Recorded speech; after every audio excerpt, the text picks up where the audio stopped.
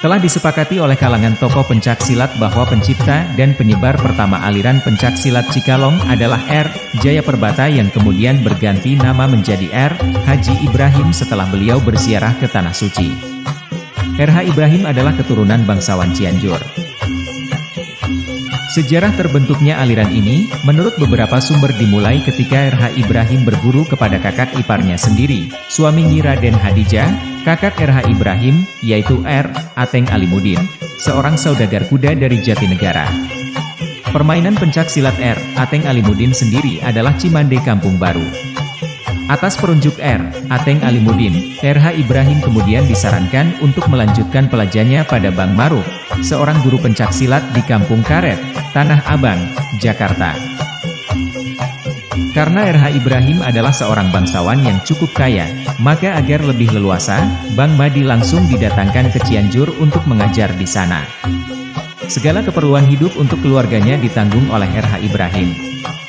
Dari Bang Madi diperoleh ilmu permainan rasa, yaitu sensitivitas atau kepekaan rasa yang positif sehingga pada tingkat tertentu akan mampu membaca segala gerak lawan saat anggota badan bersentuhan dengan anggota badan lawan, serta segera melumpuhkannya. Menurut beberapa tokoh, salah satu ciri atau kebiasaan dari Bang Madi adalah mahir dalam melakukan teknik, bendung, atau menahan munculnya tenaga lawan, di samping, mendahului tenaga dengan tenaga. Di kalangan aliran Cikalong teknik ini disebut puhu tanaga, atau puhu gerak.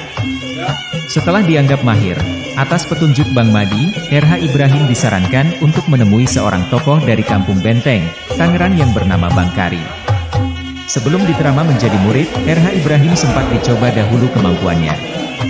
Bang Kari pun kemudian mengetahui bahwa yang datang kali ini adalah orang yang sangat berbakat dan mempunyai masa depan yang cemerlang di dunia persilatan.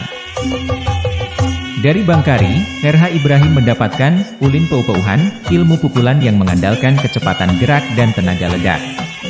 Selain dari keempat tokoh pencak silat di atas, R. Haji Ibrahim banyak berguru pada tokoh-tokoh lain. Ada yang mengatakan sampai 17 orang guru, bahkan ada juga yang mengatakan lebih dari 40 orang guru.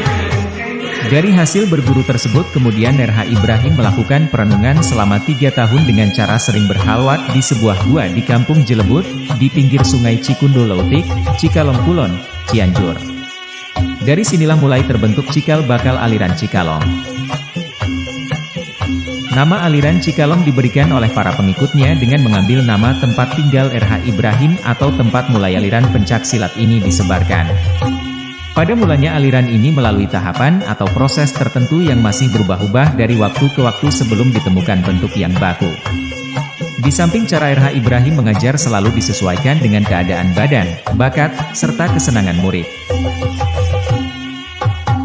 Yang menarik adalah pada saat yang sama di Cianjur juga terdapat seorang tokoh pencak silat bernama Muhammad Qasim asal Pagaruyung yang tinggal di Kampung Sabandar Cianjur, lebih terkenal dengan panggilan Mama Sabandar. Ia mengajarkan ilmunya kepada beberapa bangsawan Cianjur, yang juga merupakan murid R.H. Ibrahim, di antaranya adalah R.H. Enoh, sehingga pada perkembangan selanjutnya di Cianjur terdapat aliran Cikalong Sabandar. R.H. Ibrahim sendiri tidak pernah berguru kepada Mama Sabandar. Menurut beberapa sumber, mereka pernah bertemu dan bertanding di Purwakarta dan hasilnya tidak ada yang menang dan tidak ada yang kalah, namun masing-masing saling mengakui kehebatan lawannya. Salah satu ciri aliran Sabandar adalah mahir dalam mengalirkan tenaga, yang dalam kalangan pencak silat dikenal dengan istilah liliwatan, coplosan atau kocoran. Perkembangan aliran Cikalong pada awalnya tidak begitu pesat. Ini disebabkan beberapa hal di antaranya R.H. Ibrahim sangat selektif dalam memilih muridnya, diduga karena adanya kekhawatiran adanya penyalahgunaan ilmu pencak silat yang dapat membahayakan itu. Usik itu namanya usik adalah gerakan yang halus, bukan gerakan kasar. Kalau gerakan kasar namanya gerak tuh ya. Kalau halus namanya usik. Nah disinilah dia belajar antara bagaimana caranya dari kasar mengambil yang halus supaya tidak mencelakai lawan, selamat. Kata Mama Haji Ibrahim, kalau silat masih mencelakai lawan dan membinasakan, itu silatnya belum bisa katanya. Tapi kalau udah menyelamatkan lawan, selamat, tapi kalah, itu udah bisa. silatnya, katanya begitu. Yang namanya usik itu nggak kelihatan sama pandangan mata, harus dirasakan. Namanya itu usik.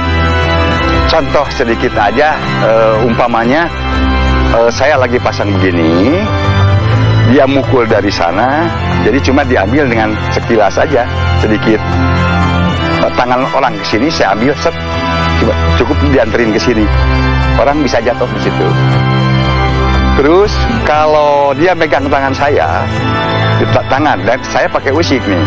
Dengan kalau namanya usik udah dari ujung tangan ke depan ke jari, seperti halnya begini.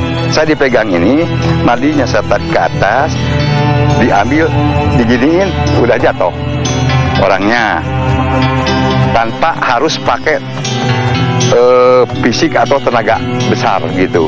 Insya Allah selamat, tapi dia kalah, kira-kira begitu. Jadi artinya silat Cikalong ini memanfaatkan tenaga lawan. Inilah yang sekarang dilestarikan, diajarkan, pelajarannya seperti itu, nggak seperti dulu mencelakai atau membinasakan, tidak. Jadi sekarang lebih cenderung menyelamatkan lawan.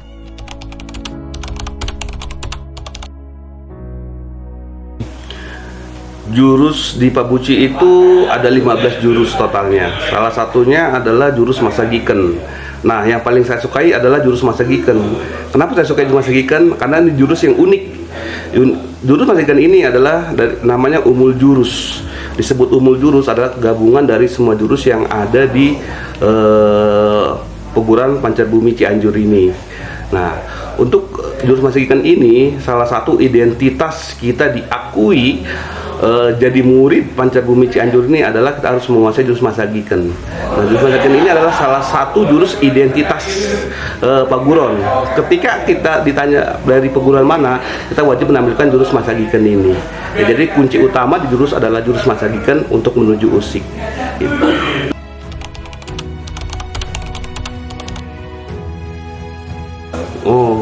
Untuk pengembangan Menpo Pabuci ini, perkembangan channel ini terbesar ada di Kolat Alpamat, 80% untuk di Kolat Alpamat. Ini terbagi dari 4 kolat, pertama Kolat Balaraja, kedua Kolat Cilengsi, ketiga Kolat Bogor, keempat Kolat Cianjur. Setiap bulannya kita latihan di Kolat Pusat, itu Kolat Cianjur, langsung dilatih atau langsung dipegang oleh guru kita, itu Tumang Ujang. Alhamdulillah untuk saat ini lebih dari 15 sampai 20 orang kader-kader kita sudah masuk ke usik yang sudah dilesui oleh guru kita, oleh Mang Ujang. Pada dasarnya Alpamat itu mengenal Pabuci Pancarbumi Cianjur itu pada tahun 2011. Vakum cukup lama, akhirnya kita mulai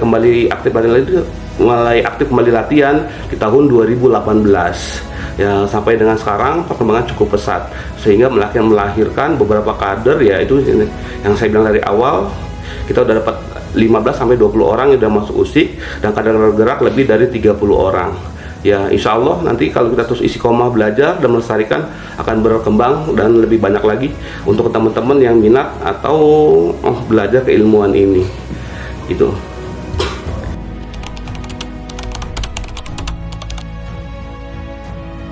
Harapan saya adalah kesenian silat tradisional Pancarbumi Cianjur ini, terutama Cikalong, tidak punah dan dapat lestari di masyarakat luas.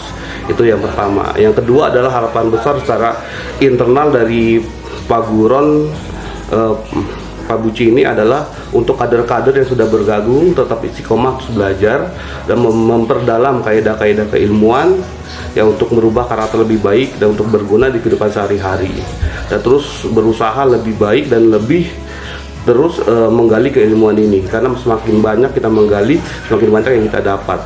Untuk harapan ketiga adalah untuk para kader yang sudah direstui atau oleh guru-guru kita, terutama oleh Mang Ujang dan Pak Surya, terus berusaha istiqomah untuk menyebarkan keilmuan ini. Dengan catatan poin penting adalah jangan sampai kader-kader merubah kaidah-kaidah atau inti-inti dari keilmuan ini. Tetap terus belajar dan istiqomah untuk bertanya kepada guru-guru, dan terus tetap semangat melestarikan. Jangan pernah capek untuk belajar keilmuan ini. Semakin kita belajar, semakin kita dapat barokah dari keilmuan ini, dan untuk menjadi lebih baik lagi, terutama untuk diri kita dan masyarakat luas. Mungkin itu aja dari harapan saya. Gitu.